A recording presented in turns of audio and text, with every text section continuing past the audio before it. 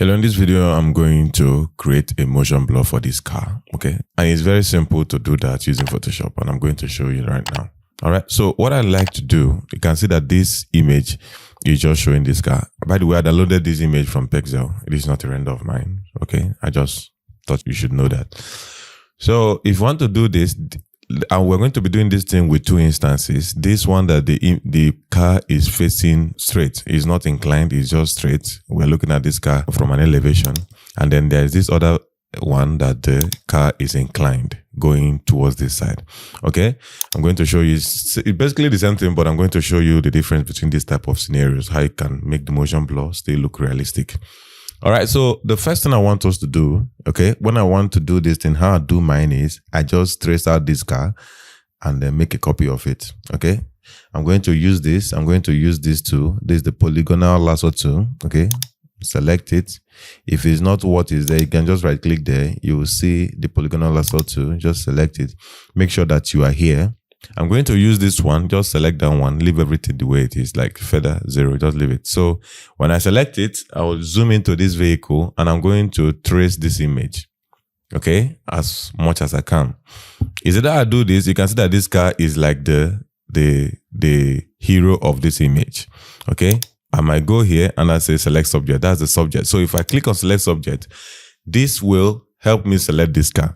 But in situations where I can't do that, I'll just use that lasso tool and just trace around this car as much as I can, okay? It doesn't even have to be accurate. I'm going to show you. I'm just going to use it now, and I do Ctrl D. I'll just click here, click, you see the way I'm selecting it. You don't have to be that accurate. Just do it around the car, okay?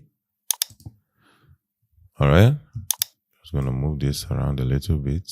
I did that by holding down the space bar button and then using my left click button of the mouse to move the image around so I can be able to make more selections. So you see the way I'm just doing it, this won't take you time at all. All right, if you have multiple cars, you can just do this. It's not that much of a deal. You just, quickly make this selection like that. Okay. All right, so I've selected this image now. The next thing I'm going to do is just to hit Ctrl J on my keyboard.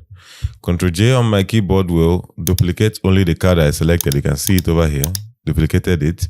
Now, the next thing I want to do is to right click and make this a smart object. When you make an object in Photoshop a smart object, any filter you apply on it, it gives you the opportunity to go back to that filter and make some changes to it. So I'm going to go to filter now, and I'm going to go to blur.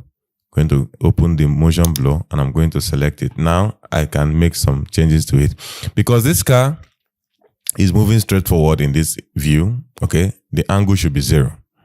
All right, and then the distance will determine how fast that car is moving. Okay, if I should make it 2, you can see it is not, this car is just rolling down the hill. There is no speed to it. Whereas if I make it 50, you see the speed just increased. All right, so I'm just going to make it like, say, okay, I'm just going to make it, 25 and say, okay. Okay, now this car is moving, is looking like it's moving with very high speed, okay, in this road. So if you want to reduce the speed, like I said, you can just come down here and change it, maybe change it 25 to 12. Okay, the speed has reduced. Okay, it's just that simple. You just go on. And then if you don't want to have this motion blur at all, you can just turn off this thing and it goes away. All right, so let's make this 25. I'll leave it like that. Okay, and then say okay. All right, so let me come over here and then show you how you can do. I've already, done the stuff for this one. You can see I already cut it out, as you can see. So I'll just go over there, go to my filter, and it's already a smart object. Go over there, go to my filter. Once you use a filter, it shows up at the top like this. So I'm just going to select this, and you can see the angle is 0. You see the way this guy is looking. The angle of this, what is it called? The angle of this motion blur has to align with the car. So this is where you now use the angle to try and find, okay, that angle of the car. So 15 looks right about it. Let me type in 12 and see what I have.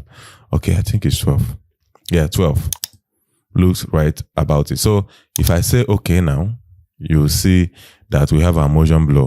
Now I can choose to reduce the speed of this. Okay, I can make it like 15. All right, and I'll say okay. All right, so that's basically how you put motion blur to your images that you have rendered or images that you took, as a photograph with your phone camera or even an actual camera. All right, so that's it for this video. I hope you enjoyed it. If you did, please give me a like, and if you're new to this channel, you have not subscribed, please subscribe. Okay, not only subscribing, hit the notification bell so you get notified each time I post videos on this channel, which is twice every week. All right, thank you very much for watching this video. I'll see you in the next one.